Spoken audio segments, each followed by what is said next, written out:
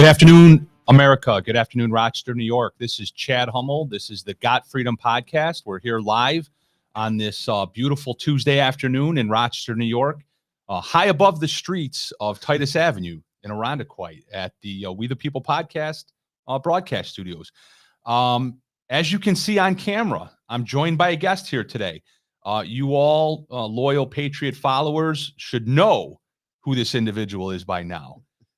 If not, because he's been on this highly rated, highly successful podcast, but he's been on the likes of the Sean Hannity Show, Fox and Friends. What else did we do? Keep going. The Inside Edition interview was kind of a we're not mentioning that one. Don't tell anyone that we're on Inside Edition. We did 2 Newsmax, Fox and Friends, Newsmax, and then Hannity. Yeah, Greg Bowling on Newsmax. Yeah. And do you remember the other guy's name? No, I thought it was Brett Baer, but I don't think that was it. Yeah, because he's on Fox. I don't remember. Yeah. I can't believe you told everybody that we were on Inside Edition. Sorry, that's almost as bad as telling them. I don't think I'm anybody saw that one anyway. Like the Rachel Maddow show. Yeah. I'm kind of disappointed she didn't reach out to us. Well, she did, but I didn't. I didn't tell you. You didn't want to tell me. Yeah, I was afraid you'd want to go on. I'm a big fan of hers. Did I say your name yet? I think so. This Am is I allowed? Dave Callis. Can I say your name? Yeah, absolutely. What the hell? I'm doing a deposition with you tomorrow. You might as well. That's right. We're going to talk about that a little bit. Yeah. If it's okay. Yeah, go for it. I'll just need you to sign this attorney-client privilege waiver over here. Don't you have enough of my signatures already, though? Before we speak about your case. Yeah, I could do that. And of course, all of those awesome interviews that we did on all those shows that you just mentioned that I already forgot the names of wouldn't have been possible without our awesome producer who's here in the room right now.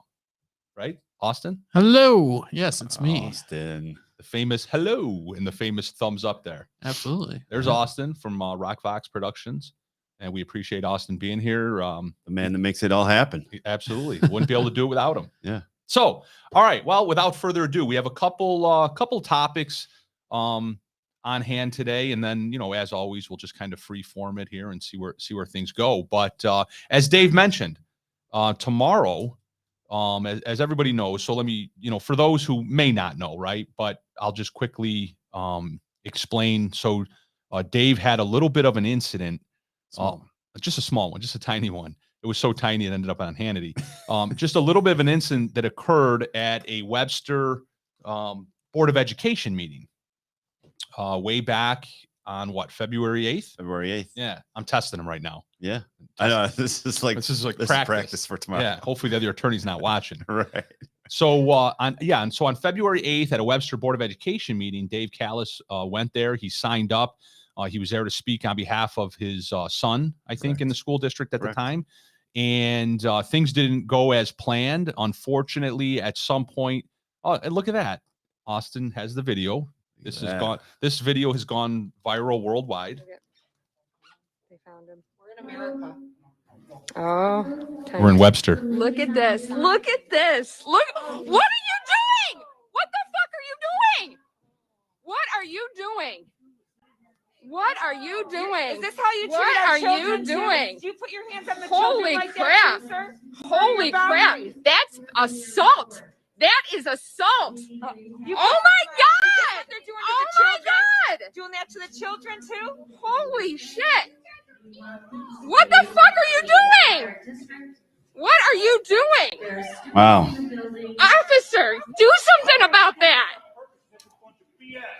You know what? We can call a point of recess. You just allow your security to do that? Is that Mark Agor yelling in the background? I think so, yeah. We could call a point of recess. Right. What are you doing? That's Mancini right there, right? No, Mancini's in the khaki pants. Oh, that's right. And he's laughing. He's laughing. You're laughing. Yeah, fuck you. And then he waves. You're laughing. Talk about the Chinese New Year. So, what's one thing that always kind of got me when I watched that video is there's the woman's voice. Yeah. That seems to be overriding, kind of off in the distance, narrating what's going on. Is that? Do we know who that is? Yeah, I don't know if I want to say her name on air, but she the president of the board at the time? Oh, in the background. Yeah, So that is not the one recording the video. correct. Okay, that's who I thought you wanted. Yeah, to no, not about. her. Yeah, you can hear in the background. You can hear Tammy Garowski. That's Tammy and I'll say Garowski. her name like 3 times. Yeah, exactly. I was wondering why you didn't want to say her name. No, I'll say it all the time. Yeah, Tammy Garowski. Yeah. Who was the then president of the Board of Education, and now she got unelected. She got correct? voted. She did not get voted back in. Yeah. What's funny is we had 3 seats up for re-election. Hers was one of them, and the teachers union, did not back the incumbent president, Tammy Garowski. They backed 3 other candidates. One of them was an incumbent, and then 2 other candidates. So they backed 2 candidates who were coming onto the board. Correct. Wow. They did not back the existing so you think they had enough of her shenanigans? I'm guessing that they did. You know, there's a lot of there's a lot of litigation pending right now against Webster as a result of allegations against lawsuits. Correct. Yeah. And we're going to get into those a little bit. Yeah. But what was interesting to me about her voice, have you seen the trilogy of and now of course I'm going to forget the name of it. The movies where there's the city. Oh yeah, the Mockingbird. What's Mockingjay. Yeah, Mockingjay. What are those movies? What are the names of them? Are you talking about the Hunger Games? Yeah, the Hunger Games. Yes. That's why he's here. Yeah, I got you. Exactly. To fill in the blanks for the old. We go through this every week. He ends up doing half the show for me because I can only get like 2 words out for every topic. Austin. Yeah, no, it's all right. I got you guys. Yeah. So, but that's the voice in the Hunger Games. Very stoic, very talking to robotic. It's like the god up in the sky. Yeah. Talking to his or her people down below, and very robotic, very manufactured, very rote, right? Scripted. Yeah. There's an incident, a physical altercation where her security detail is literally physically accosting a peaceful. It was you, by the way, in case you didn't know. Yeah. A peaceful tax-paying resident who was signed up to speak, allowed to enter into the building, was sitting peacefully, quietly, minding his own business, and he's getting physically attacked by her security detail, and she's calmly and rotely speaking above the crowd over her microphone. Nothing to see here. Yeah, people. nothing to see here. Pay attention to me. Yeah, we can call a point of recess if you'd like, and it's just bizarre. Yeah. Actually, yeah, it's really kind of bizarre. Yeah, and I mean, obviously, we've seen the video multiple times, and having gone through it, I don't know what happened after that because I was literally dragged right out of the room. Yeah, dragged out of the room. Yeah. So I don't know what happened. I don't know. You probably didn't hear the Hunger Games voice. No, I don't. And I don't think they took a recess. Whereas in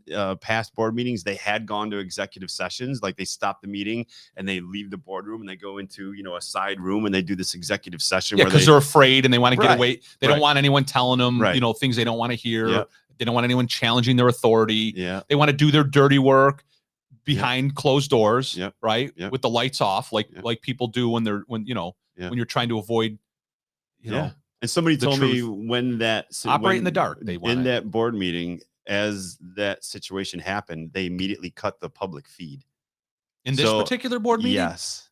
So people were watching the board meeting up until that point, and then they cut the feed, and they never. You know what I was doing while that was happening? Yeah, I remember you were eating. I was eating chicken dinner. Yeah, I just grilled chicken on my grill. I know you, because I mean, you interrupted my dinner. The tail end of that video, and I'm outside. You had texted me, like around that point in time, and said, "Hey," because my phone was vibrating. What happened? Call me. Yeah. I'm trying to cook chicken on the grill, and my phone's vibrating off the island in the kitchen, and my wife's like, "Why is your phone blowing up?" So I look at it, and I have all these text messages from all these patriots. All these Callis patriots. Jacked up. Yes, Callis is in trouble in Webster. Call him. So I texted you. I said, "Dave, is everything all right? Call me." Yeah. And you called me seconds later, and you were still there. I was still in the building. I was outside the boardroom. I was outside of that meeting room, but I was still in the building. And at the point that I was dragged out, that's when law enforcement got involved. And I had a previous interaction with Officer Johnson, and I asked him. I said, "Hey, Kevin, I'm like, here I am outside the boardroom. Can I stay and go back in?" I'm like, "They haven't told me anything, So he's like, "Let me go back in and find out." And that's when I called you to say, "Hey, what do I do here?" And then you gave me some of the best advice ever. What did I say? Go Should back I in say and it fight? on air? Yeah, actually, you said, I'm going to give you 2 pieces of advice. One is your lawyer and one is a patriot, as a fellow patriot. A, as your lawyer, there's a situation here. You might not want to go back in, but B, if you want to get off, if you want to say what you went to talk about. Oh, yeah. You told me, you said, go back in. Yeah, you were get it off your registered. chest. Yeah, you were registered to speak. Yeah. And they're not, they're not throwing you out. Yeah. They're not asking you to leave. So Yep. you got to do your business while you're there. I took the red pill. Yeah, there you go. And then the next morning, Bob Loonsberry went on the radio and accused me of being there. Yeah. And accused me of being part of some sort of, seditious conspiracy. Yeah. And he's to overthrow the board meeting. He's such a grifter, man. Unreal. He is. People are like, well, he's a conservative. I'm like, no, he's not. No, he's not. Like the biggest grifter to keep his job in ratings. That's it. And if he's listening, why didn't you ask Chad and I to come on your show, you coward? Exactly. He could have gotten the truth. Yeah. He could have found out that I was at home grilling chicken. Yeah. And I had nothing to do with I was this. kinda jealous. I didn't. That had nothing to do with this violent insurrection that you engaged in out in Webster that night. Seriously. But speaking of violent, seditious conspiracies and insurrections, so we were going to talk. Well, actually, hold on. Let me back up real quick. So tomorrow, we have a couple big events that are going to be unfolding here in your case. Tomorrow, you're going to give a sworn deposition under oath, correct, for the attorneys for the town of Webster, for the Webster Central School District, I should say. Absolutely. They have hired attorneys out of Buffalo, and we have a deposition tomorrow. So you're gonna. Sorry, that was me. That's okay. I don't know how to turn it off now. Yeah, just throw it on the floor. Throw it on the floor and step on it. I was trying to see people's comments because the screen on the table is not big enough. I got old eyes. Sorry about that. Yeah. Oh, there we go. Hey, Bill. Yeah, Bill Gilchrist. Thanks for joining us. Bill says, great show so far. Keep it up. All right, that's good. He says so far. There's still time. Yeah, exactly. Don't worry, Bill. Stick around and you'll see what happens from here. Yeah. So tomorrow, deposition tomorrow. You'll give your statement to the attorneys for Webster under oath as to what happened that day, and we'll see where that leads. And then coming up on July 22nd, big update here is the trial in Webster Town Court for Ken Mancini. So for that security officer, or whatever his title is, that physically removed you from the board meeting, that lifted you up out of your chair and dragged you out of there. He was charged by the Webster Police Department on your sworn statement. He was charged with harassment in the second degree, which is a violation. He faces up to 15 days in jail if found guilty, and his trial will be on July 22nd. Right. So that's coming up. That'll be at the Webster Town Courthouse on July 22nd. And I'm assuming that this is still America. I think this is still America. So that is that courtroom is in America. So it is open to the public. So if anyone in the general public wanted to attend that trial on July 22nd, I don't know the time off the top of my head, but I think it's at perhaps 10 a.m. Don't quote me on that just yet. But July 22nd will be the trial of Ken Mancini, and we'll get to the bottom of what happened there on that faithful night. So, or at least opening statements. Yeah, right. Yeah, we'll see how far it goes. And I'm a little nervous tomorrow. I gotta say, well, it's today though, so you can be nervous tomorrow. Well, I'm nervous about today? I'm nervous about tomorrow because gotcha. Austin Chad told me that I have to wear pants. Oh, jeez. He has to get dressed. So I have to get dressed tomorrow. Yeah, I told him no shorts, no t-shirts. I can't show up in my uniform, which consists of black shorts and a neon yellow shirt with my company logo on it. I wouldn't mind if you wore the t-shirt that you're wearing right now. Austin, can the viewers see Dave's t-shirt? I mean, they can see that it's a black t-shirt. Oh, there it is. Get vaccinated. Get vaccinated. I love it. Yeah. You should wear that tomorrow. Wear this tomorrow? Yeah, wear that underneath your blazer? Well, underneath your blazer. That's what I did for Hannity. Exactly. You wore blazer with a message on with your shirt. This under it. Yeah, it was this exact t-shirt. Oh, it was? Yeah. Okay. I thought it said screw CNN. This is my We the Podcast People shirt. We the Podcast People. You said that on one of the shows, right? I did. On one of the interviews. Tom was here doing? because he's the one that said it. And I was like, oh, yeah, that's remember? Right. That's right. We the Podcast You had a little too much juice before the podcast. It's all good. Oops. I just got to remember to hit my button there ever so often to keep my camera running. All right. So I mentioned earlier that there was a couple topics that I wanted to talk about today. And those two topics are this. One is, this has been going on for several weeks now. but it has to do with the so-called insurrection that occurred at the Capitol of the United States on January 6th. That, of course, all you know that I was there. I was there on January 6th. That's no secret to any of you. It's also no secret to the FBI agent who called me a couple days after I was there. But fortunately for me, that was where my involvement with the FBI ended. For others who are now being held without bail in the custody of federal law enforcement and will be awaiting trial, they're being prosecuted with the heaviest arm of our federal government. And what's going on right now in DC, this absolute shit show, so to speak, for the lack of a better phraseology, this absolute shit show of a trial.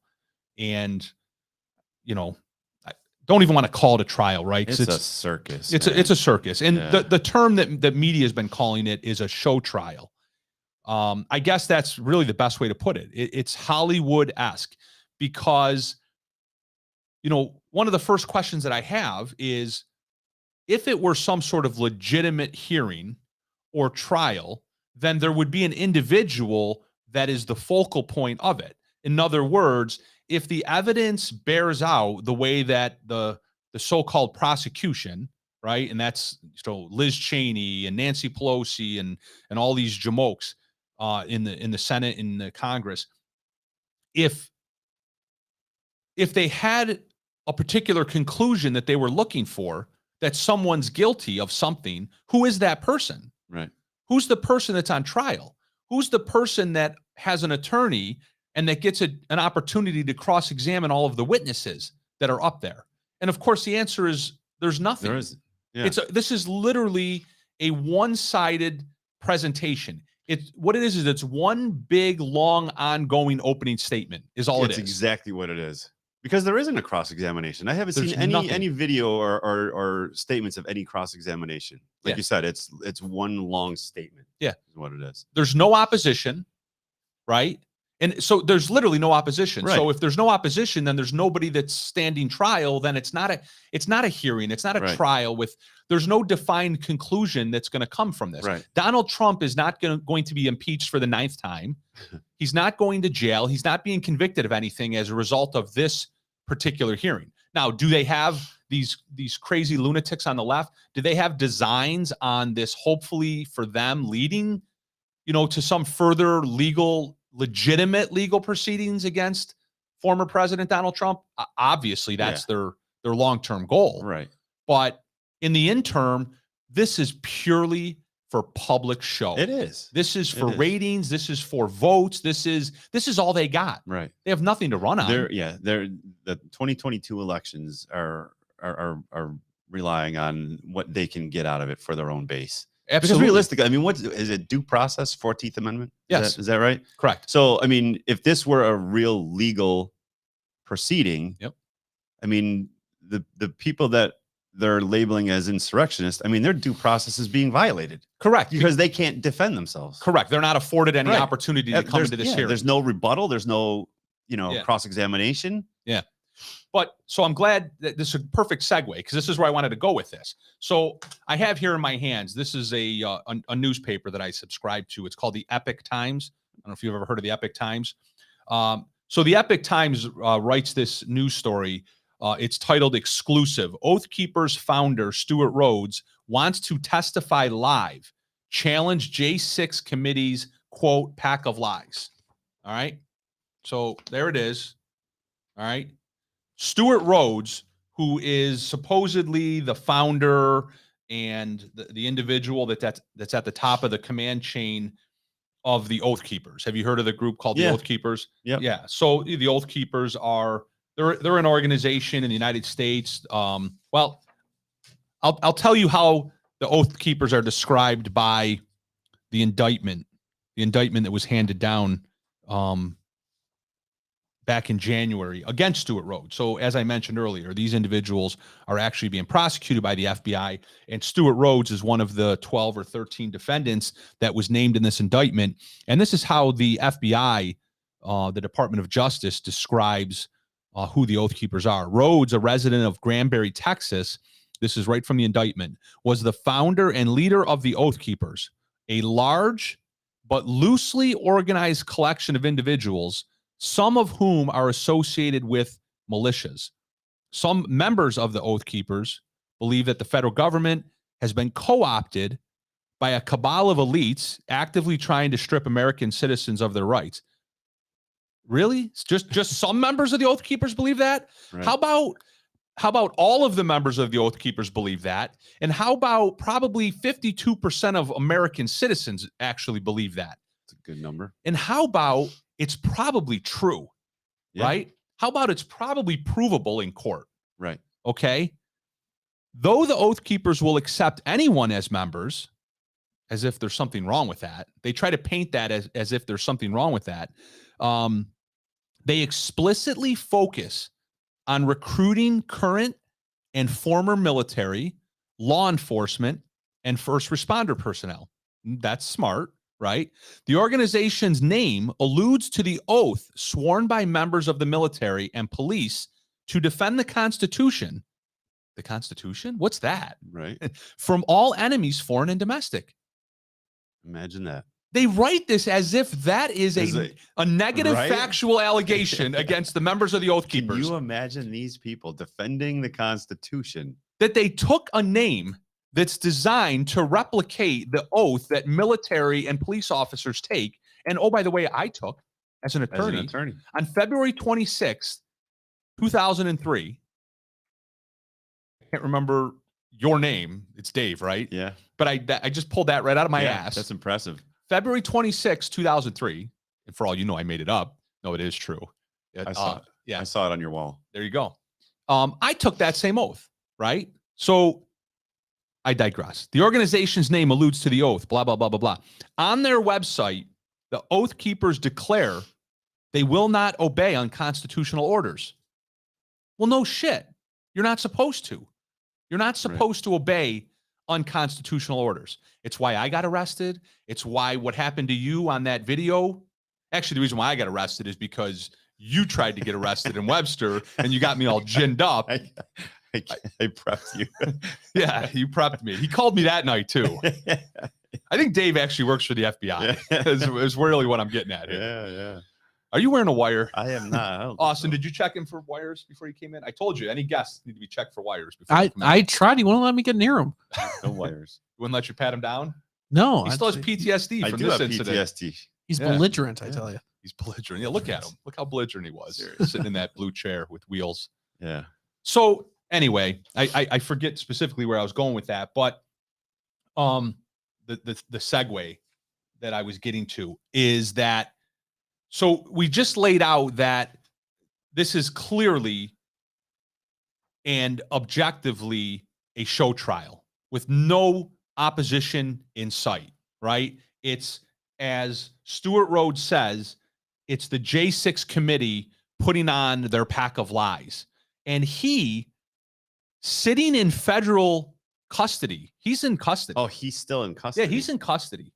He's sitting in custody he one right of the now. Alleged insurrectionists then? Yeah, he's the leader. He's the leader of the Oath Keepers. Elmer Stewart Rhodes III is his name. And he's the founder and presumptive leader of the Oath Keepers.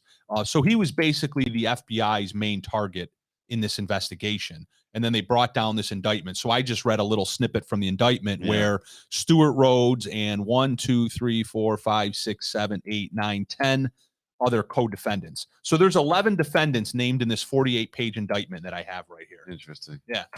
Here's the 48-page indictment where they're charged with, among other things, seditious conspiracy. That's the top count that carries up to 20 years in federal prison.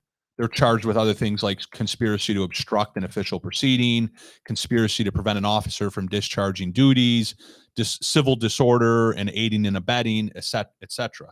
So what Stuart Rhodes, he's calling the J6 committee's bluff right now. He's saying that when you have your next show trial session, which apparently, well, what's today's date? Today's the 12th. Yeah. 12th. So this is today. according to this article, the select committee next meets on July 12th in D.C., and then it says the panel might hold a primetime hearing on July 14th. It plans to cover the issue of domestic terrorism and the roles allegedly played by the Oath Keepers and the Proud Boys. And William Rhodes has laid down his gavel, and he said that he will waive his previously asserted Fifth Amendment privilege. When he was asked to testify before a congressional hearing, supposedly back in January, he asserted his Fifth Amendment privilege against self-incrimination. Mm-hmm. And he said, he told the news reporter here at the Epic Times that he would waive his Fifth Amendment privilege if the government will agree to live televise his testimony about what actually happened on January 6th and what his role in the proceedings were on January 6th and what he perceived to be the role of his co-defendants. And did they agree to that? Not according to the article, there's been no response. Yeah. And of course, he's probably 1,000% correct when he says, quote, what they want is what you've seen, which is just a scripted, controlled, pre-screened show trial. They're only going to put people in front of the public that they know are going to say what they want them to say. Rhodes said he would drop his Fifth Amendment right against self-incrimination and answer questions, but only if the hearing's on a live broadcast. So he's got it. He's willing to waive his Fifth Amendment privilege. He's willing to raise his right hand, testify under oath, and speak the truth. But of course, the committee will never take him up on that, right? Yeah. They don't want to hear what he has to say. Right. Because he'll rebut, as he calls it, their pack of lies. Yeah.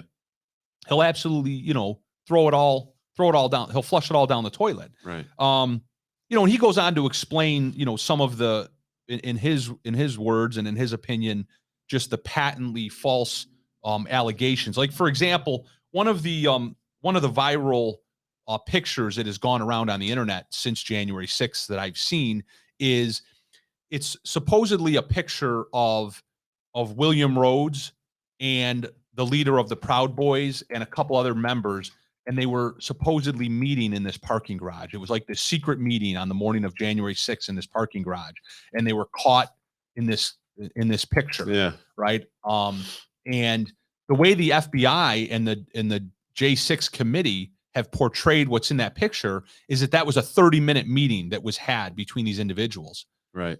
According to Elmer Stewart Rhodes, the Oath Keepers founder, there it is. Right there. Thank you, Austin. Yeah. So he's in there. The head of Proud Boys, I don't know his name offhand. He's in that picture.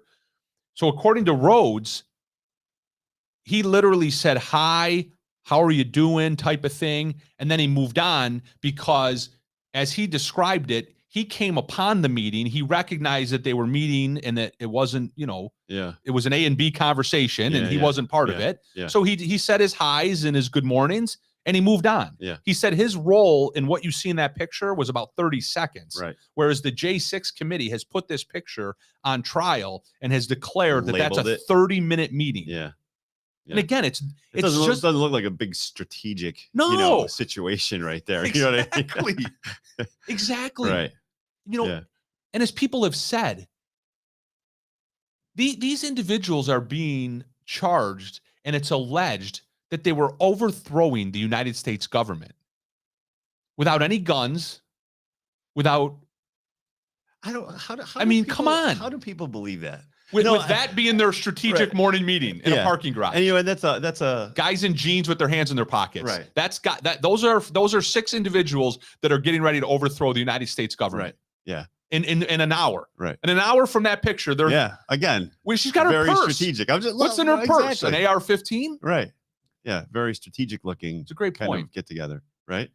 And I asked the question, but it was probably more rhetorical because I know people who still do believe, the mainstream narrative about what happened on January 6th. And I will say my brother's one of them. He's in North Carolina, so he's not listening to this. And I don't want to, throw him under the bus. I love my brother to death, but we differ. Our beliefs differ in many things, and politics is one of them. I mean, he is the person that believes that January 6th, what are they calling it? Insurrection. Well, yeah, he believes in everything that's happening in the interviews. I have now. a question. Yeah. I'm going to ask Austin this question, though. All right. Austin, did he just say that this podcast doesn't reach North Carolina? I think he implied that. Listen, his chair's on wheels. I want you to drag his ass out of here. I said my brother's not listening. I didn't say it doesn't reach North Carolina. It's all good. He said they don't My have brother's in internet North Buffalo, Carolina. and it's what you just described. Ditto. I think we talked about this before. Yeah, ditto. Yeah, He's not listening either, Yeah. but ditto. Yeah. I'm an insurrectionist, and I should probably rot away in one of these jail cells as well. My brother did call me an insurrectionist. Yeah. About the Webster Board of Education meeting. He goes, My brother, I'll go way back. Do you recall soon after Obama got elected and in the Health Care Act, the Affordable Obamacare. Let's just call it Obamacare, what it is, Obamacare. When that was all going to get passed, on the eve of that legislation getting passed, there was a big rally at the Capitol. My son was 6 at the time, 6 or 7. And my intuition was this is going to be a peaceful, patriotic opportunity to take my son to DC. And at an early age, no matter what his political, leanings will someday be. Obviously, he didn't have any at 6, right? But regardless of what they'll someday be, he'll always remember the time Dad took him to the Capitol, right? Yeah. And I was right. We went there. It was peaceful. It was patriotic. We spent a few hours there at the Capitol. There's about 50,000 people on the lawn, signs and chants and so on and so forth. Beautiful day weather-wise. And we got in and got out in 24 hours. Right. And when we were heading down there, when we were driving down there, I was on the phone with my brother. I was letting him know I was going to DC. My brother loves DC. So I called him. I told him I was going down there taking Tyler. And he said, "What are you going for?" And I told him what was going on. He got so angry. He started screaming at me, telling me basically that I was a lousy father, that I would bring my son there because it was going to be violent and it was going to be this and it was going to be that. Yeah. Now, if he had said that about what happened on January 6th, maybe he would have been a little bit more accurate. And ironically, all these years later, so my son was 18 on January or 17. So 11 years later, he asked me to go to the Capitol. Yeah, I remember that. He came to me the eve of at 6 o'clock and asked me to go to the Capitol on January 6th. Yeah.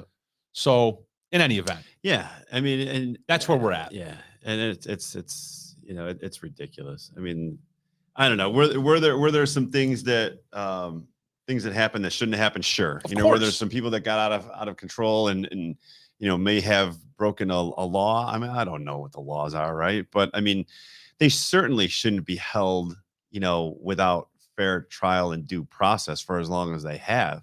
Yeah, there are individuals that have been in solitary confinement for months. Right.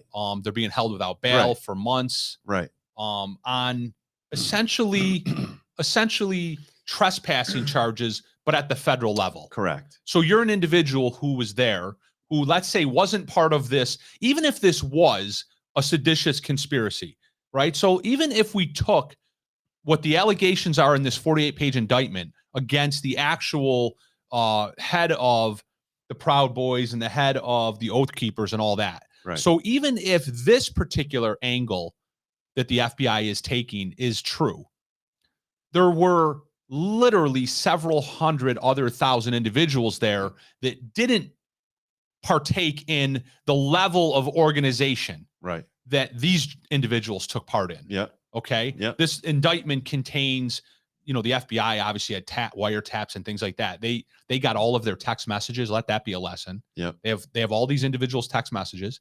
They even have their encrypted messages. So Telegram, things like that. They don't identify Telegram, but that's what I'm hearing when I read that. They call it end-to-end encrypted messages. So whatever app you're using right now that you're engaged in, where you think you're having some sort of private secret discussions, it's not private. You are until you become the subject of your political enemies. Right. Once you become the subject of your political enemies, suddenly your end-to-end encrypted text messaging app that is secure is no longer secure. Yeah. It just isn't. Yeah. So really, you should keep that in mind. Yeah. And I'm not just talking to you. Yeah. In fact, I'm not talking to you. Maybe I am. I'm talking to all of you patriots out there who are on Telegram, who are on, I don't know. What else is there? But there's all these newfangled Truth Social. Yeah, all these newfangled apps that have Although come out. they say that that's supposed to be hardened down pretty tight. Truth Social. There's Parler, Truth Social, Gabber. I mean, there's a ton of them. Yeah. None of it's secure, apparently. No, absolutely not. Not when the FBI, not when the FBI wants you. But so what I was getting at is these other individuals there, like me, for example, who just went there. If I had wandered into the Capitol, because quite frankly, there are images, we've all seen them, where the Capitol police officers are literally waving people on in, taking selfies with people while they're in the building. Those individuals are not trespassing. Right. But some of those individuals are now in federal custody. Right. And awaiting trial and possibly going to prison because they walked into the Capitol. And that's the thing. Is that technically illegal? Maybe, right. But they were allowed in. Right. The Capitol police officers didn't ask them to leave. Right. And that, I mean, that to me, that's, I mean, the old expression, justice is blind, right? I mean, because who was the victim, in the crime that these people are being held for? Again, in, solitary confinement for how many, months at a time, right? Whereas, compared to, some of the crimes in Rochester, for example, right? Every time I see something on the news, 4-time convicted felon gets arrested again. Out on no bail. And like, what the heck? Drugs. Like, why are these people out on bail? I thought there was a, 3-strike rule in New York State. Nope. So why is he a 4-time convicted felon? Now he's committing another crime, which makes number 5. Like, what the heck? Somebody's really got to die before this person is held, in prison. We're in solitary confinement. Yeah. Our political enemies have made it so patently obvious now that that's what this is, that it's purely political. Yeah. Because we have a Democrat-run New York State where we want to let all the criminals out. We don't want there to be any bail. We don't want them to be held, so on and so forth, because these are our political friends. Yep. These are our political Democrat friends that we don't want to be held on bail. But at the federal level, you're talking about individuals who came to protest the election of Joe Biden. And I want to say, and I'm not trying to tell you that you're wrong. Please do. Because you're my lawyer. And I shouldn't say wrong. We have a very progressive, liberal, one-party government in New York State. And the reason that I'm saying that is because I'm still a registered Democrat, right? And I don't know if that's news to anybody. Like I said, get him the hell out of here. Hey, I didn't invite him here. What are you doing? Actually, I think I knew that. Yeah, we did have this conversation and I still accept right? I mean, because there's moderate Democrats, right? They're middle of the road Democrats, right? And I consider myself one of those people. And then when 2020 happened, right? I mean, I voted for Trump. I don't think that's gonna like win me or lose me any business, right? So it's always hard to talk about these kinds of things. But I voted for Trump twice, right? Because I didn't like, the Democrat representative. You didn't like Joe Biden? I didn't like Biden. I didn't like Clinton, right? You didn't like Joe Biden falling off of his bike and misreading the teleprompter. And I think there's just too many Democrats who feel like they have to toe the party line because there's 2 parties, right? New York State is a very progressively liberal, one-party run state, and it shouldn't be. 100%. Right? Because it's all New York State politics. It's all Albany politics. It doesn't have anything to do with Western New York. And if you take a look at voting numbers, I mean, you'll see that most of New York, upstate, Western, middle, right, votes red all the time. Oh, yeah. All the time, right? Virtually, when they show the map, virtually every county except Monroe, except for Monroe. Every county west of Albany. Yeah. Right. Correct. Literally every county, north to south, the map is entirely red. Correct. Except Monroe County is blue. Correct. And if there's any Democrats listening, it's okay to disagree with these progressive liberal policies. Bail reform should not be a thing. Criminals are on the street because of these progressive liberal policies, right? Yeah, 1,000%. And it's making it more dangerous for everybody else. So if you don't like Trump, but you're a Democrat, you can still disagree with those policies. That should not be a thing. And speak out against them. Absolutely. Go to your representative. Say, we should not have these bail reforms, right? But going back to your point, I mean, there's way too many people in prison right now being held without due process. Yeah. At the federal level, because of this incident that occurred at the Capitol on January 6th. Yeah. There's many people locally right here from Rochester. There's that dude from Greece, right? Yeah, he graduated from Aquinas. Yep. He was a freshman when I was a senior. Okay. He graduated in 95 from Aquinas. I didn't know him, but I know the name. I recognize the name. But Dominic Pizzula, I believe is his name. Correct. As far as I know, he's still being held.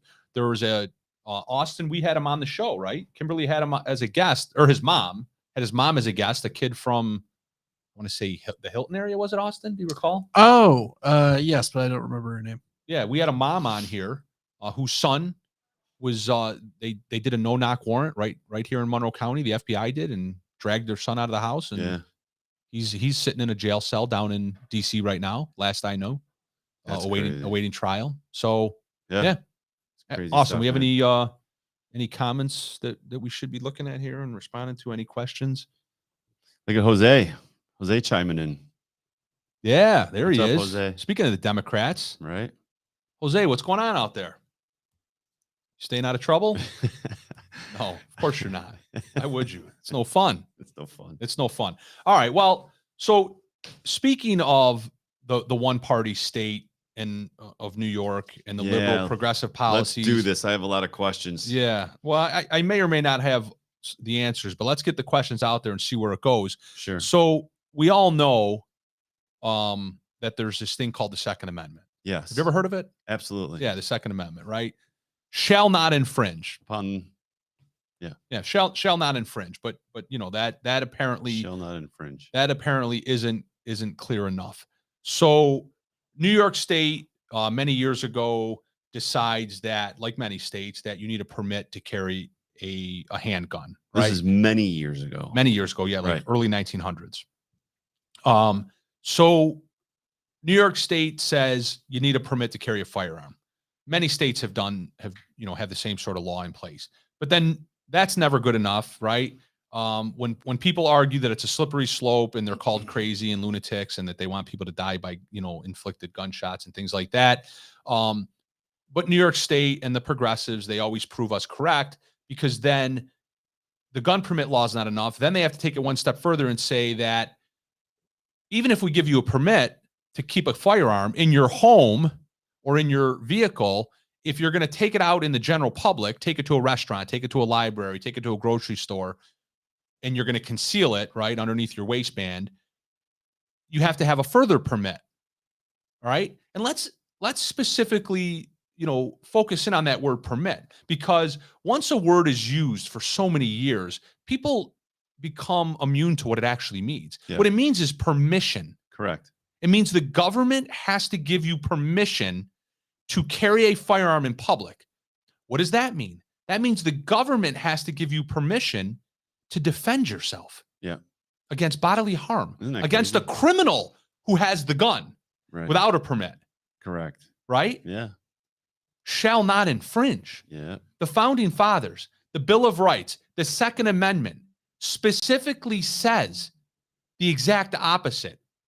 Right? If they could rewrite it, the way they would have rewritten it is, you never have to ask the government for permission to defend yourself while you're out in public. Right. Because there's bad people out in public that are going to carry guns and they're going to try to kill you. Yeah. And you never need our permission to defend yourself. Why? Because it's your God-given right. Right? That's what the Bill of Rights is all about. Absolutely. The Bill of Rights does nothing but codify the 10 most important God-given rights that the founding fathers recognized. Right? And they protect the people, the individuals, from the government. Yes. Right. Civics 101. Yeah. We talked about this, Austin, a couple weeks ago a little bit. Right. And that's exactly how we framed it, was in that context of the Bill of Rights don't define what the government allows us to do. Correct. It just simply rewrites what we have the right to do. It limits the government from yeah. Individuals can't get in trouble, so to speak, under the Bill of Rights. Only the government can get in trouble for overstepping the Bill of Rights. So now this concealed carry permit law, this unconstitutional, illegal concealed carry permit law, has been on the books in New York for decades. And it gets challenged a couple years ago. And it finally makes its way all the way to the Supreme Court of the United States. And as we all know by now, the Supreme Court of the United States threw it out. They overturned it. Is that what the decision was recently? So this is where a lot of my questions come in. Go for it. No, well, that's one of them. Is that what the Supreme Court decided, that you don't need a permit to have concealed carry? Correct. You need so you still need a permit, but you don't need the concealed carry permit to have it on your person. Correct. While you're out in public. Okay. So this might be a little bit too much information, but I went to school for algebra. yeah, I'm so good at math. No, I wanted to get into law enforcement, so I took public justice, criminal justice courses. I mean, I have a bachelor's in criminal justice, and I took exams. I was going into the State Troopers Academy back in '93 before one of the recruiting, one of the freezes. Yeah, it was exactly what it was. I got caught up in the parole freeze. Yep. I was going to be a parole officer. Yep. And I took test after test after test after test, and unfortunately, I just wasn't the right demographic, right, for employment. You didn't get enough extra points. Correct. Yeah. Correct. But in the process, I'm like, you know what? I'm going to prepare. So I went and applied for my pistol permit, and I applied for the concealed carry so I could have it on my person. And I went and I practiced. I mean, I was target shooting regularly, back in the early mid 90s, and I got really, really good at it.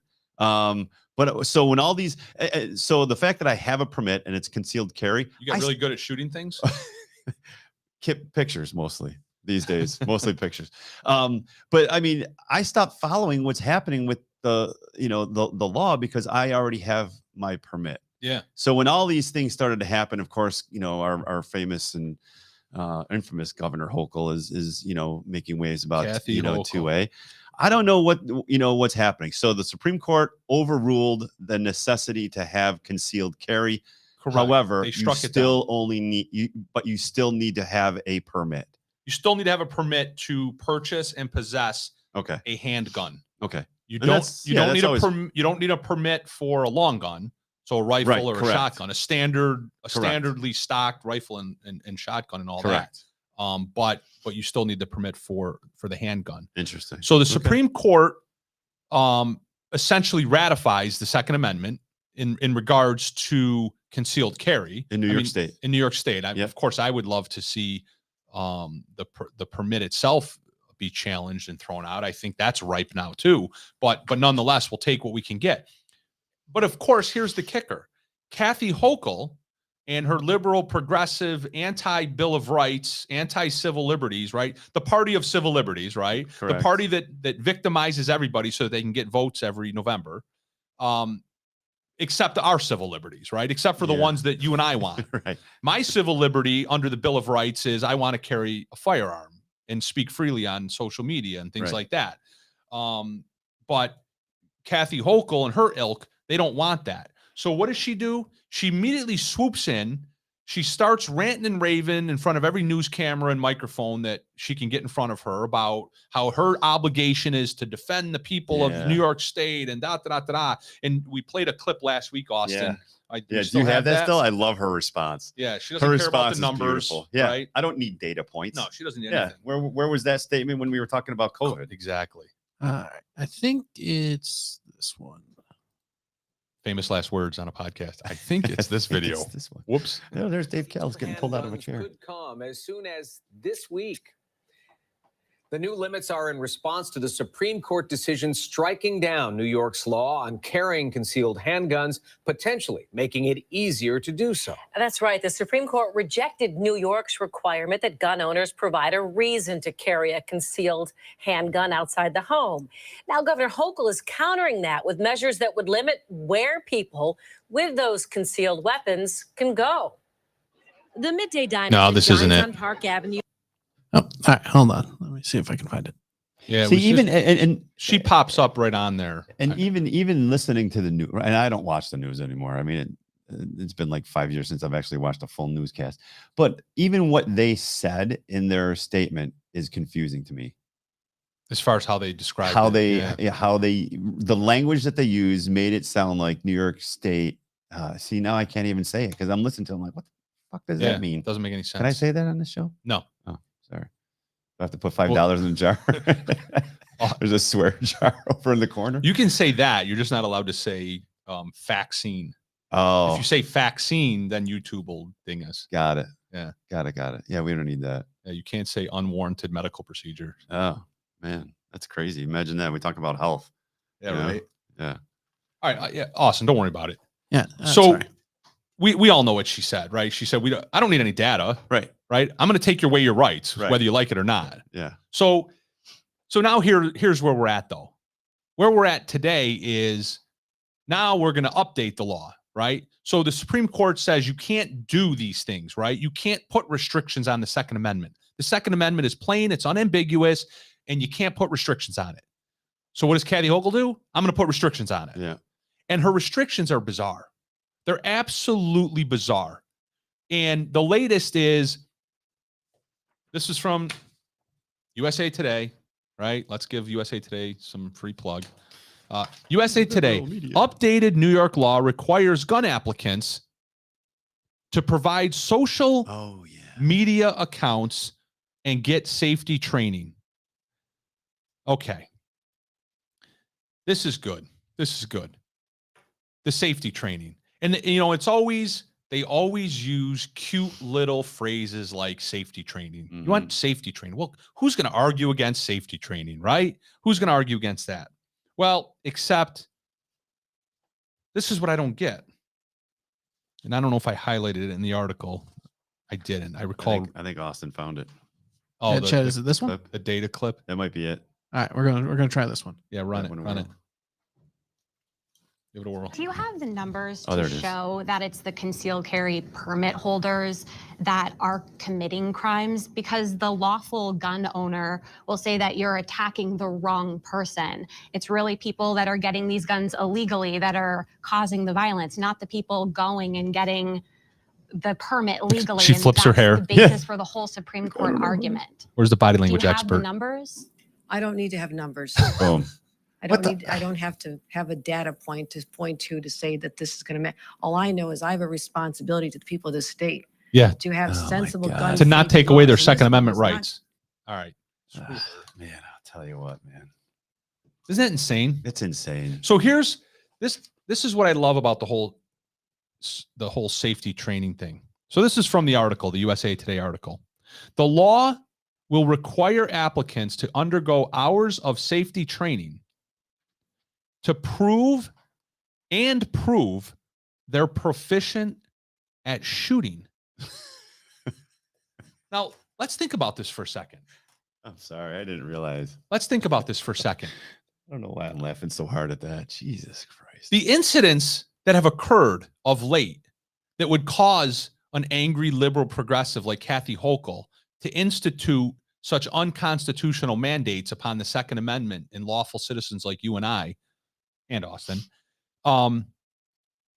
were because people with these so-called assault rifles, right? AR-15s, even though that's not what AR stands for, but I digress. But these bad assault rifles, right? These bad weapons of mass destruction assault rifles. Do we want those criminals to be proficient at shooting? Right. It's the law-abiding citizen who's never going to take his gun and show how proficient he is at the local school or movie theater that you're foisting these unconstitutional regulations upon. It's so moronic and backwards and twisted and upside down. Yeah. But people are going to eat it up. Oh, This is how they get you to give up your liberties because they tell you it's for your own good. Yep. Oh, we're going to want you trained so that you can be proficient. Now, let's just take it to its logical conclusion. Let's say, do we remember what the kid's name was that in the latest mass shooting? Yeah, I don't. The July 4th parade. Yeah. Austin, do we know his name? don't. Just so I can make my That's story. No, so I got a picture though. Yeah. yeah. What's his preferred pronoun? Jesus. Fuckhead. Yeah. So anyway, He's let's not. He's plug number him. one. Yeah. Let's plug him. Go ahead. Yeah, let's plug him into Kathy Hochul's narrative. Right. Do we want him proficient at shooting people? Right. Apparently, he was unfortunately proficient enough. Right. Didn't he go? So he legally purchased. He firearms. legally purchased one, right? Yeah. With in Illinois, who has the most restrictive gun purchasing laws, red flag laws in the United States, and he had priors with law enforcement all over social media, and was still able to get the guns. So red flag laws didn't do anything. The prior didn't do anything. Correct. Right. And neither is training him to shoot. Right. Let's train him to shoot. As part of the deal, right? If we'll give you this permit if you take safety courses and get proficient at it. I mean, that's ridiculous. Who do we train? Who does our government train to shoot? Military and police officers, law enforcement, right? We don't. So individuals, they train themselves, right?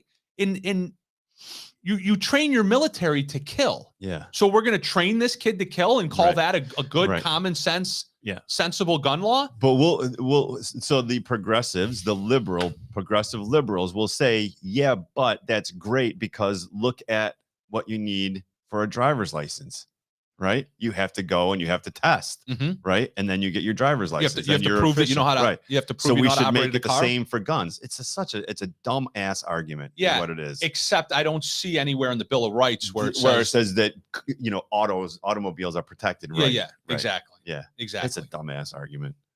So, and then we jump into the social media account thing, right? I mean, I don't know what's more bizarre, what I just laid out or the fact that they're going to check social media accounts, because as you just got done explaining, Dave, correctly, of course, is that everything that law enforcement needed to know in order to keep tabs on this kid at the Illinois shooting, the 4th of July day outside Chicago shooting, it was out there. Yeah. It was on social media. They had gone to his house. He had threatened to shoot people up, right? They came and took knives out of his house, 16 knives out of his house, and a sword and other things. Yeah. So everything that Kathy Hochul is pushing for was already out there for the taking, so to speak, and law enforcement missed it. The article talks about how they slipped through the cracks. How the Highland Park suspect slipped through the cracks. Yeah. So. And I mean, there were peers of his, student peers of his, the whole in the school, see something, say something thing. There were multiple reports of his peers that were saying this kid ain't right. Yeah. And still. And nobody's going to, right. It doesn't get stopped. He was a known, commodity, so to speak. Yeah. He was on the radar. He was a risk if somebody wanted to do something about it. Right. And so here's the other thing, because what I always like to do is say, all right, Kathy Hochul or whoever, tell me how this proposal that you're making after the fact, right? Because it's always the knee-jerk reaction to try to take away more civil liberties in response to a tragedy, right? So tell me how this particular regulation would have stopped or prevented what just happened, what you're responding or reacting to, or how it's going to stop the next mass shooting. Yeah. And they never can. So let's use a scenario here.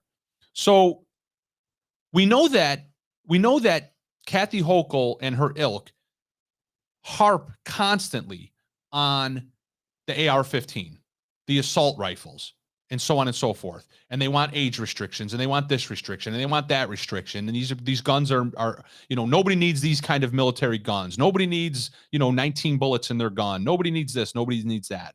Apparently, we just need musket balls. Yeah. And single shots and things like that. So there is no request right now or demand or regulation in New York State for a permit for an AR-15. Correct. So if the AR-15 is the so-called dangerous weapon of choice for every 18 to 20-year-old white male who wants to go shoot up a school or a parade or a church or a synagogue, and there's no gun permit for that, then there's going to be no training for that. Correct. There's going to be no social media account check for that. The social media account that she's proposing is triggered upon an application for a gun permit. Yeah. You don't have to apply for a gun permit for an AR-15. Yeah.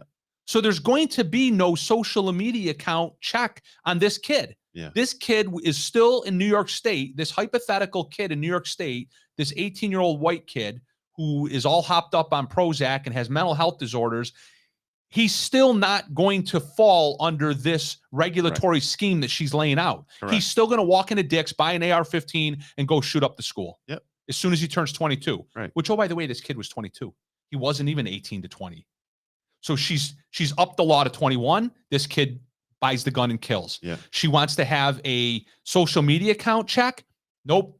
He Not goes gonna and buys the gun and kills. Yeah. She wants to have training. Nope. He goes and buys the gun and kills. Yeah. So what's the next law, Kathy? Right. Because there's going to be another one. Because the next time this happens and it's a 22-year-old with an AR-15, then she's going to say, oh, we need more common sense gun laws. Yeah. And they say it's not a slippery slope. Well, then why do they keep passing laws that aren't designed to stop what just happened? Right. And they know what they're doing. Yeah. Yeah. It's absurd. It is. It's absurd and it's insane. I mean, and again, that's the reason why I watch, podcasts like We the Podcast People, because I don't watch the news. I mean, I can't stand to watch those people's mouths move because everything they're saying is just a complete lie. And I'm not going to say that, conservatives aren't, guilty of that as well, right? I mean, I don't want to paint that picture because what? I mean, I don't trust any politicians if you want to know the truth. Yes. No. So yeah. No but question. I mean, everything that she's trying to do, like if the intent is to make it safer for the people, what she's trying to do isn't going to achieve that. No. What she's doing is she's making it more difficult, more challenging, and for the law-abiding citizens. For the law-abiding citizens. Yeah. Yeah. Who are, by the way, following the law. Correct. Right. So so then if we were to, with that being said, and you can't really refute what you just said. Yeah. You just can't. Objectively, and I'm not objective, right? But objectively, you just can't refute what you just said. So if how are those two? What did she call them? Regulations, rules, whatever they are. Yeah. How are those two things going to make me as a law-abiding gun owner any safer? How is it going to make me any safer to the general public? No, it's not. I'm like, I'm not a threat. What it's going to do though is make you unsafer to yourself and your family. Yeah. Because now your right to protect yourself and your family has been hampered and hindered. Right. It has, because you might slip through one of the cracks now, as far as you may not either purposely or inadvertently not dot an I or cross a T when it comes to what this new regulatory scheme is. And now what happens? You get pulled over for speeding. Yep. You get pulled over for being on your cell phone. You get pulled over at a ring. Now I'm on a list. You're a felon. You're charged with felony possession of a weapon in contravention of Kathy Hochul's, not the Second Amendment, but Correct. Kathy Hochul's unconstitutional regulatory scheme. And you know what? I guarantee that every single one of these regulations will be overturned by Supreme Court. Luckily, and I mean this, luckily there are individuals and attorneys right now in New York State who are actively planning, conspiring to, quite frankly, get arrested. Sure. And violate these, which is what they should do.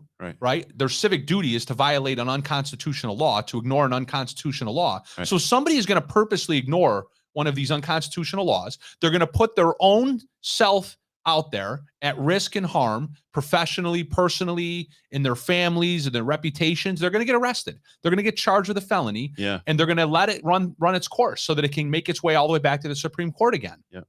So I have a question. Yeah. So is what Kathy Hochul proposed New York State law? Is it a real law now? I mean, I thought laws had to go through votes in Congress, or whatever it is. I mean, New York State, the state Congress, right? Yeah. Isn't that how it works? I'm like, somebody creates a bill that goes through New York State Congress, it gets voted on, and it becomes a law, right? Bill gets proposed, correct? Then it goes through debate. Yeah, there's supposed to be debates on the floor, a bunch of houses and committees, and committees review it, and this and that, and there's and there has to be a comment period, right, and things like that. And absolutely. That's what's supposed to happen. Is what she did more executive powers? Well, the easy answer is I don't know for sure what the technical legal aspect of this bill is, whether it actually has gone to her desk and has been signed into law, meaning that if you get stopped right now, is there a law on the books that can be enforced? So somebody did propose a bill with these two changes to it. Okay. And it very well might be signed into law right now. Yeah. But all I can say is this. You go back to when Governor Cuomo got the SAFE Act passed. Yeah. Okay. That was literally yanked out of a drawer. That was a bill that was, about probably 800 pages thick. It was already drafted. They were just waiting for the next right Sandy time. Hook to occur. Yeah. Sandy Hook occurs. They got everybody crying, and now they rammed it through, and they did it in the middle of the night. Now, I'll be honest. I don't know legislatively. I don't know the ins and the outs on the parliamentary rules and how they were able to cram that through overnight. They did it overnight without debate, without any waiting period. So they can do it. Yeah. Right. They have all of the little carve outs and all of the little nuances in the way the rules are written so that they can pass stuff when they want to pass stuff. Yeah. But to ultimately answer that question, I don't know for sure that it's actually been signed into law. But if it hasn't been signed into law, it's on that track. Right. It's going to be signed into law because, as you said earlier, we have a one-party state. One-party state. It's not going to be opposed. Right. It's not going to be shot down. It's crazy. So I mean, New York State is. I love living here. I really do. I love. I love the geography. Rochester. I love Monroe County. I love New York State. I love the Finger Lakes. But when it comes to this kind of crap, it's like, dang, why haven't I moved earlier? Like, why haven't I gotten the hell out of here? Yeah. No shit. No shit. Unbelievable. So we're running out of time. Let's wrap up with Questions for Chad. Yeah. Let's wrap up with this. So we know now that in New York State, and quite frankly, from the other story we talked about too with the Oath Keepers, we know that if you say things, type things, write things, post things on your social media accounts that that offend people, right? If you don't use the proper pronouns, right, so to speak, you're apparently not going to have the opportunity to exercise your constitutional rights in New York State. Kathy Hochul says, we're going to review your social media accounts when you apply for your handgun permit. We're going to review your social media account. And if we don't like what you have to say, we're going to subjectively, because that's what these review processes are. They're subjective. There's no point system. There's no judge whose job is to add up the points. And if they add up to 9.3, that means you get your permit. No, the judge looks at the application and the judge decides whether or not you get your gun Hummel permit. Goes to apply. You think I'm getting a gun permit? Well, I mean, let's play out the scenario. My tagline says buy more ammo. Yeah. So, I mean, that's seditious conspiracy to overthrow the government. You have a lot of flags. I mean, according to what she wants to do, there are a lot of flags against you when you go to apply for a carry permit. Yeah. So a permit. An otherwise law-abiding citizen. Correct. I hate to expose my who's age. In a profession. 48 years old. To protect people from the government. The government. Yes. Yeah. Yes. You're a lawyer. I am admitted to practice law in New York State. I've been an attorney since February 26, 2003 with an unblemished record. I swore an oath to uphold the Constitution. I have to get reviewed every 2 years for fitness, and I'm still an attorney, believe it or not. I've only been arrested once and was acquitted of those bogus, phony charges that were lodged against me by the Rondequoit Police Department with the collusion of the East Rondequoit Central School District. And with all that, right, with all those feathers in my cap, under these proposed guidelines, there's no way in hell I'm getting a gun permit. Don't forget that you were blocked on Facebook recently. Yes, I'm in Facebook jail. Right. Yeah. So if they use the social media, if I applied today, test, they took my account and they logged into my account, it would say you're restricted, you're in jail. No permit. No permit. Done. Yeah. But you know who would get a permit? That dude. These two individuals. Tattoos on the face guy. Yeah, you're right. You know what I mean? You know who else, Austin, would get a permit? Would Chuck Schumer get a permit? Probably. Let's find out. Would this guy get a permit? Inside the walls of this court, Missouri to Texas, Republican legislatures are waging a war on women. All women. All women. And they're taking away fundamental rights. I want to tell you, Gorsuch, I want to tell you, Kavanaugh, you have released the whirlwind, and you will pay the price. He just threatened. Yeah. Right? And this was how prophetic. How long ago was that? A year? Yeah. That was about a year ago? And then what just happened to was it the Gorsuch Kavanaugh. or No, Kavanaugh? Yeah. They went to his house, right? Well, they went to his house. I think they caught the suspects before they got to the house, but it wasn't. They were plotting. But then there was a group of people outside of the restaurant that he was eating at most recently. I think it was over the weekend, and they were like Yeah. You know, but Donald Trump stirred up January 6th. right. So and that there's guy, laws that protect Supreme Court justices. Yeah.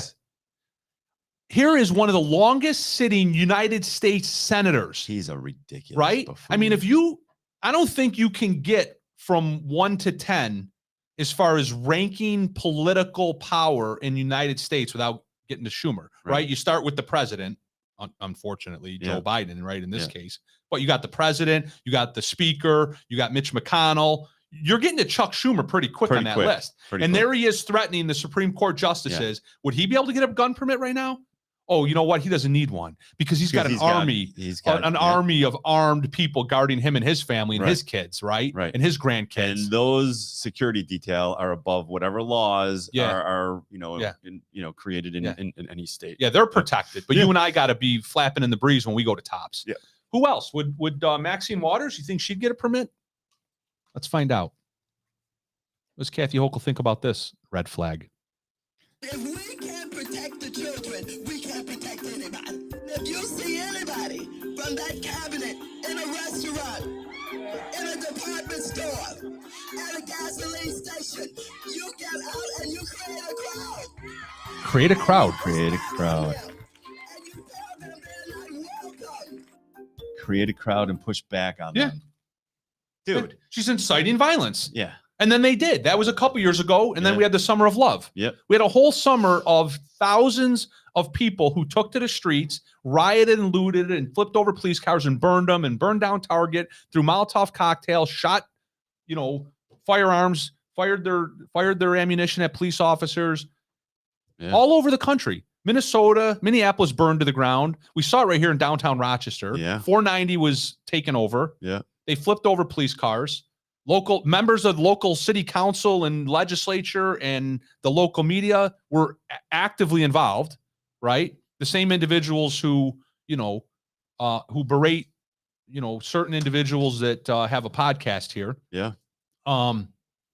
It's insane. So those two individuals who don't need the benefit of the Second Amendment because they have the full, heavy hand of the federal government already protecting them. Sure.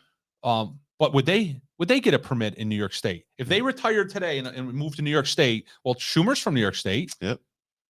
Could he apply for a permit or would that video be a red flag? Yeah, exactly. We'll never know, will we? We'll never know. We'll never know. All right. Well, you go home and get a good night's chicken rest. dinner. Isn't it Tuesday chicken dinner? Chicken dinner at the Hummel household? Yep. Actually, I think I'm going to go home and throw some, I'm going to make some cheeseburgers. Oh, beautiful. Yeah.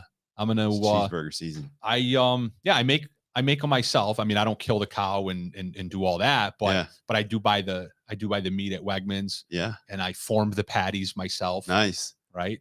Yeah. Get them out. I do roll the same thing. Roll them up nice. I put them on a nice cutting board, and then I take I just take a small little pot. Yeah. And smash them and press them. Yeah. I put a little olive oil on the bottom of the pot. Yeah. And I press them. I'm gonna give you a secret. What is it? Parchment paper. It's not a secret anymore. Oh shit. The 8 people that are watching, and they know. Squeeze it in between 2 pieces of parchment paper. That way you take the top off, and then you got the bottom one. You can go out to the grill and throw it right on there. It's a great idea. Yeah. No use for olive oil. I love it. Yeah. I dig that, man. Smash burgers. Hopefully, I'm doing hopefully I have some parchment paper. I'm doing tater taco night tonight for the kids. Yeah. Nice. Yeah. This is Taco Tuesdays. I'm tired of doing the normal routine. So just get a bunch of tater tots. Got some pork, got some chicken, beef. Throw it all in there, man. Tater tacos. Sounds like good stuff. Everybody grab a fork and let's go. All right. So get a good night's rest. Yeah. Tomorrow morning, deposition time. We'll see at the depositions. We'll be at the central offices in Webster on 250. Can't wait. All right. Thanks for joining me here. Man. This is the Got Freedom Podcast on the We the People Podcast Network. Thank you to Austin, my producer. Thank you, Austin. And how do we end the show? Go America. Do you have a tagline? Buy more ammo. Buy more ammo. Peace.